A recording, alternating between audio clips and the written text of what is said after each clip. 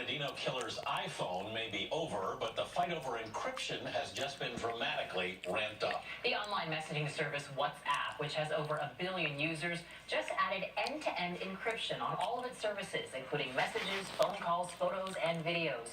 Wired magazine got an exclusive interview with WhatsApp co-founders Jan Koum and Brian Acton, and Wired editors at large Jason Tanz is here to tell us more. Jason, good morning. Good morning. These guys don't talk very often, so this is a big deal to actually have them talking about what they view as the future.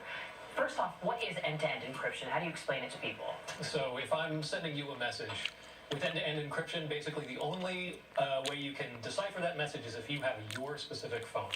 So nobody can tap into it while it's being sent, and most importantly, the company that's hosting this app has no record of it either. Okay, now Apple has end-to-end encryption as well, but so how, if at all, does this differ? So the difference is that WhatsApp is huge. We don't use it as much in the US, so it may not be as familiar to people, but it has 1 billion users. Apple's iMessage, you can only send that between Apple users, and there's nowhere close to 1 billion. There's also Apple the issue of the cloud with Apple as well, right? Yeah, that's right. A lot of iMessages can be backed up in iCloud if you use that service. So that immediately ameliorates any benefit that you would get from end-to-end encryption. I think a lot of people, especially after Brussels, became increasingly nervous about how these interactions are happening and if the government is not able to tap into them. How do they defend what they're doing right now, that it should all be encrypted and there's no footprint? What they would say is, law enforcement has been able to fight crime for millennia without having access to everybody's conversation in real time. Mm-hmm. And so basically this is just an excuse that they should be focusing more on their intelligence work and less on inserting backdoors into everybody's communications. Can WhatsApp actually guarantee this end-to-end encryption and your security? Well, there's no way to absolutely guarantee anything. Right? Yeah.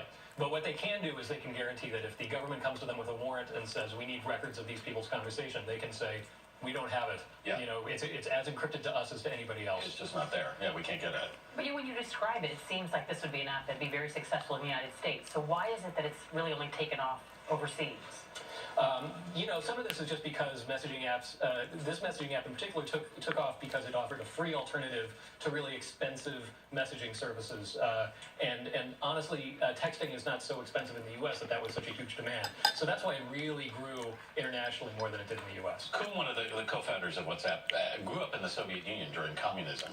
What effect, if any, do you think that's had on this move? Well, he has said that he knows what it's like to not be able to trust that your communication with your family or friends is going to be private. Right. So that's certainly a motivation for him. That being said, Brian Acton, the co-founder, was the one who was really pushing this even more than Koum. So they were both on board, of course, but it's not that this was some huge mission only from Koum. It'll be interesting to see if this is, in fact, the future. Jason Tanz, thank you so much. Thanks, man.